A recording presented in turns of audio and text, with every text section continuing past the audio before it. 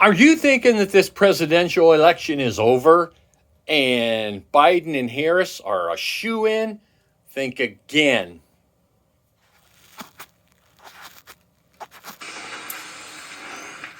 Breaking news now. Documents show that Dominion Voting Systems submitted a bid to the city of Philadelphia in 2018 to be considered as their contractor for voting machines. Those same documents reveal very little about the company's foreign connections. When asked by the city to list any foreign ownership or investors in either the parent company and or its subsidiaries, Dominion had something to say, but nothing to show. The section you see there on your screen is entirely redacted, blacked out, because Dominion ultimately was denied the contract. In just 3 months before Dominion's bid, President Trump signed an executive order against foreign interference in our elections. In that order, President Trump wrote, quote, "The assessment shall identify to the maximum extent ascertainable the nature of any foreign interference and any methods employed to execute it, the persons involved, and the foreign government or governments that authorized, directed, sponsored, or supported it.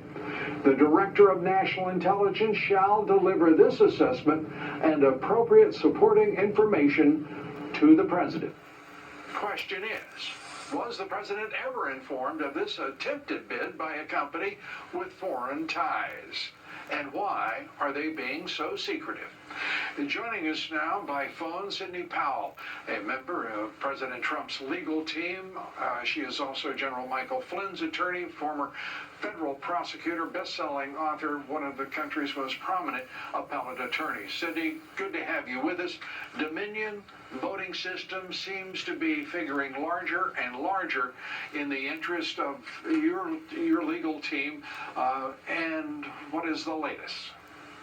Oh, definitely, Lou. I've just gotten some stunning evidence from a first-hand witness, a high-ranking military officer who was present when Smartmatic was designed in a way that and I'm going to just read you some of these statements, if you don't mind, so I get them exactly right from the affidavit. Designed in a way that the system could change the vote of each voter without being detected. He wanted the software itself to function in such a manner that if the voter were to place their thumbprint or fingerprint on a scanner, then the thumbprint would be tied to a record of the voter's name and identity as having voted, but that voter would not be tracked to the changed vote.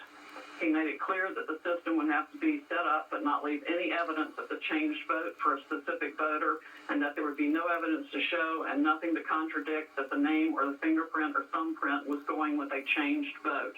Smartmatic agreed to create such a system and produce the software and hardware that accomplished the result for President Chavez. After the Smartmatic electoral management system was put in place, he closely observed several elections where the results were manipulated using the Smartmatic software. One such election was December 2006, when Chavez was running against Rosales. Chavez won with a landslide over Rosales, a margin of nearly 6 million votes for Chavez versus 3.7 million for Rosales. In 2013, he witnessed another Venezuelan national election where the Smartmatic management system was used to manipulate and change the results for Chavez. And it goes on and on. He was in the control room where multiple digital display screens were shown for results and voting. The actual voting results were fed into that room and onto the displays over an internet feed, which was connected to a sophisticated computer system created by Smartmatic. People in that room were able to see in real time whether the vote that came through the electronic voting system was in their favor or against them. If one looked at any particular screen, they could determine that the vote from any specific area or as a national total was going to be against either candidate. Persons controlling the vote tabulation computer had the ability to change the reporting of votes by moving votes from one candidate to another by using the Smartmatic software. And Smartmatic, the relation... Smartmatic. Sidney, yes, and Smartmatic, the chairman is Admiral Pete Neffinger, who is also on the vice president's transition team, his presumptuous presidential transition team. Go figure. situation as well, isn't it? Yes, it is. So here's the other kicker. When the Smartmatic machines when somebody's losing, like, for example, when Maduro and his supporters realized the size of the other guy's lead, they were worried that they were in crisis mode and would lose the election. The Smartmatics machines used for voting in each state were connected to the internet, reported their information over the internet to the Caracas Control Center real time, so the decision was made to reset the entire system. Maduro's and his supporters ordered the network controllers to take the internet itself offline in practically all parts in Venezuela to change the results.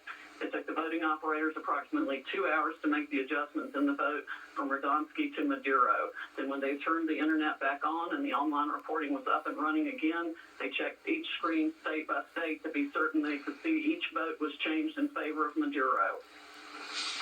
Sydney, you tweeted earlier today about CIA and its association. What have you discovered there? Well, other than the fact there's no way all this was happening around the world without the CIA knowing about it. I mean, that's just logic.